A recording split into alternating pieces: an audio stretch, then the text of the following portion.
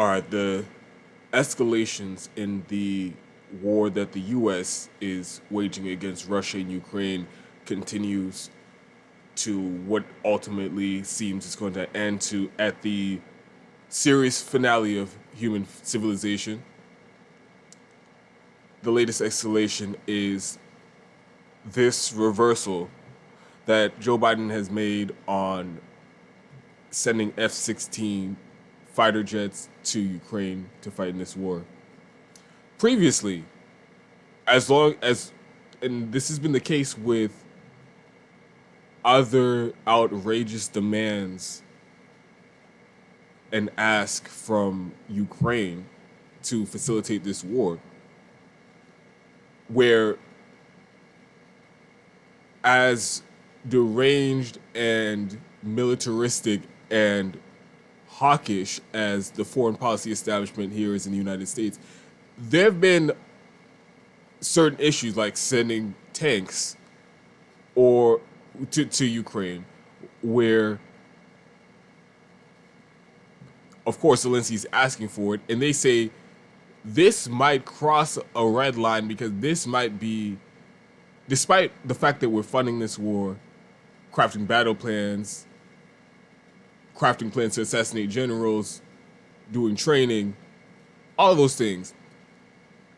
At certain, when we continue to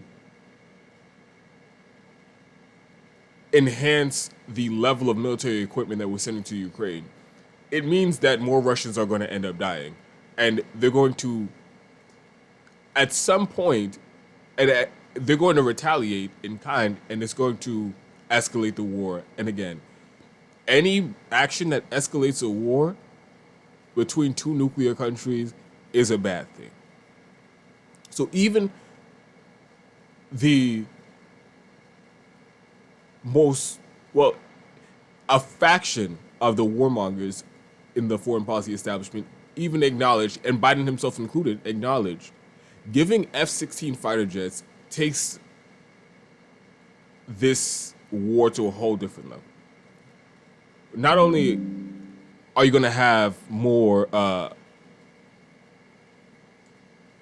deaths of Russian troops and Russian soldiers, inevitably, but another aspect of this war, and it's a very important aspect that is not being discussed nearly enough, is Russia has their own military doctrine and procedures that they've written decades ago about how they're going to use nuclear weapons and under which circumstances they would do so. Clearly written in that doctrine is if Russia perceives a threat to their homeland, an existential threat to their homeland, and or if there's even a threat or possibility of someone trying to depose the president of Russia, do regime change in Russia, that also is something written in their military doctrine that would give them justification to use nuclear weapon. Now, of course, as a human being, somebody on this planet, I don't think there's anything that would ever justify the use of nuclear war or a nuclear weapon because of the chain reaction and the loss of life. But it's worth acknowledging that what I believe is a reasonable perspective on nuclear weapons is not ultimately what is going to be the deciding factor on whether or not nuclear weapons end up being used. So the only thing that we have to go by is what they've already stated is going to cause them to take such action.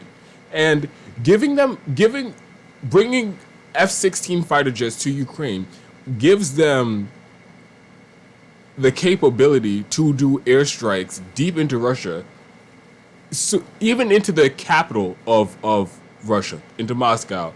That's is covered in the range of the F-16 fighter jets when they get to Ukraine. The reason that Joe Biden is allowing these weapon sales now, apparently he doesn't feel like it's risking nuclear annihilation anymore, because here's what he said, that Zelensky gave him assurances that the F-16 fighter jets are only going to be used defensively, and they won't be using them to attack Russia inside their borders. That is such a crock of shit. We've already seen the U.S.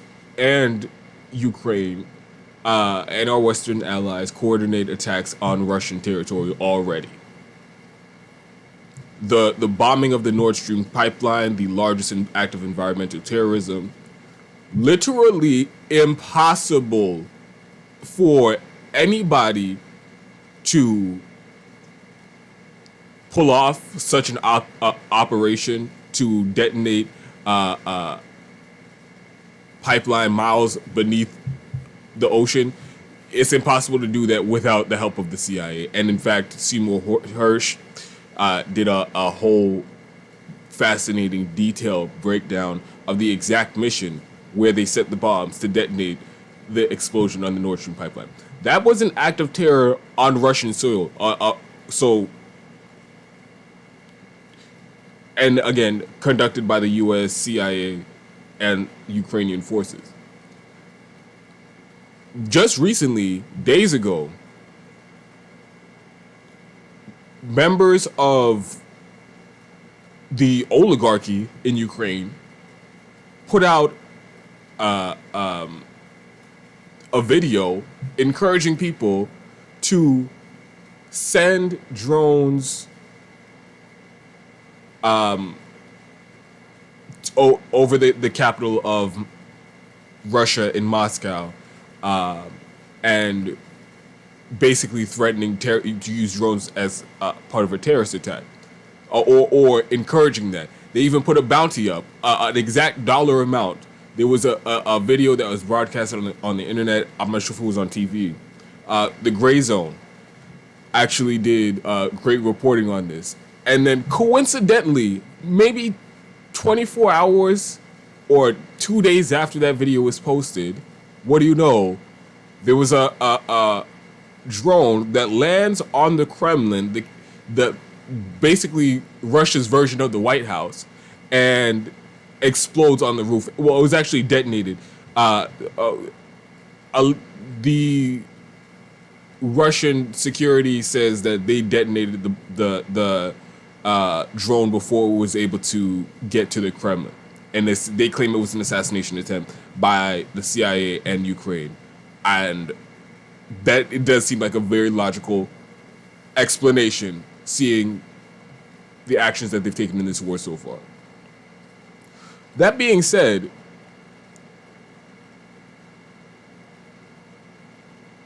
it's clear that given the capability and the opportunity and the means and the equipment, Ukraine and everybody who's orchestrating this war, they have no qualms about doing attacks within Russia. And those attacks that I mentioned before, those aren't the only attacks.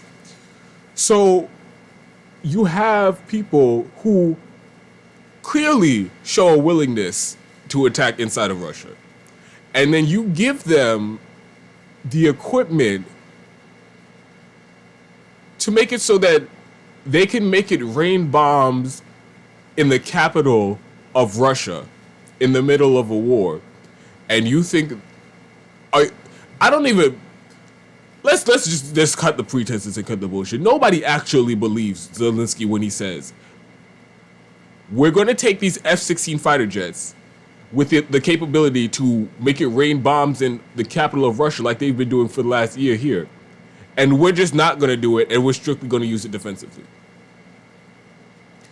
And again, that story is just bullshit that's fed to the American public, or just fed to the public around the world, to mitigate what should be rightful pushback against this insane policy of sending, of escalating this war even further.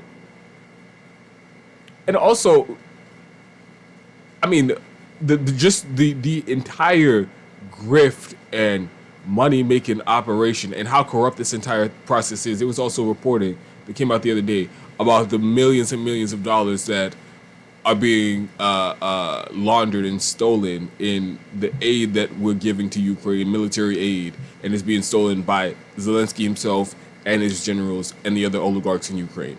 So the people running the show are as corrupt, as reckless and indifferent to human life as you can possibly imagine. And at every step of the way, we keep giving them more leeway and more slack to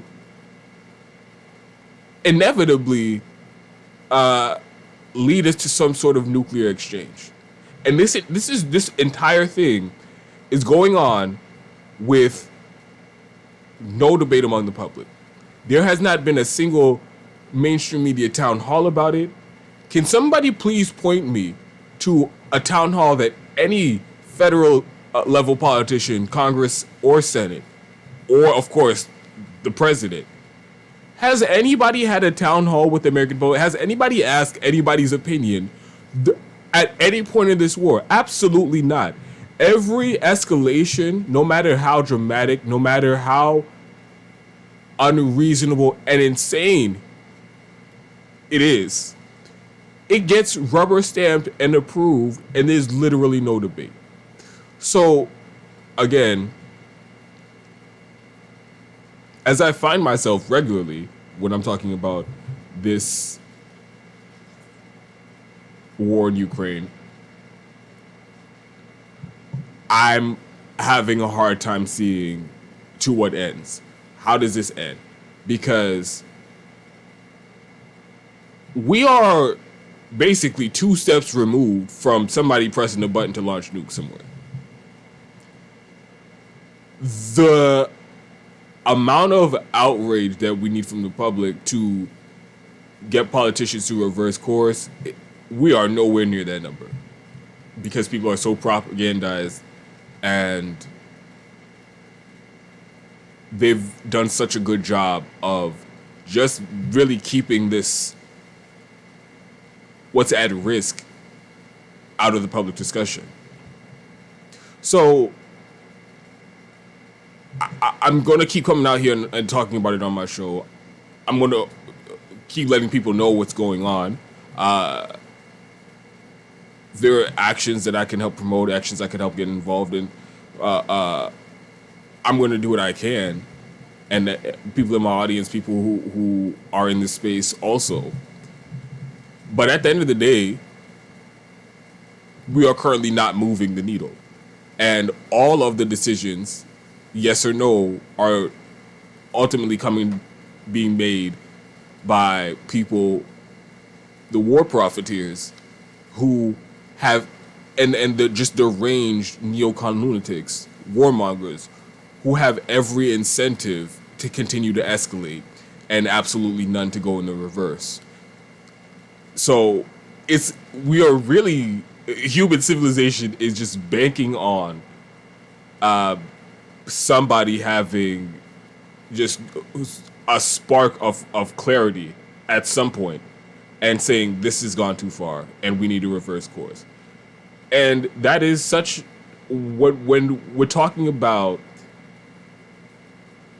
nuclear annihilation, I would like there to be a lot more safeguards and roadblocks than we currently have, because at this point, there are no brakes in the car. And it's going to escalate as far as the neocons and warmongers are willing to take it. And I've seen they have no conscience, no morals, and there's clearly nothing off limits as long as they can make a profit and maintain power for themselves. So this is a very dangerous time to be in. Let me know what you all think in the comment section, please. Definitely want to have a lively discussion about this.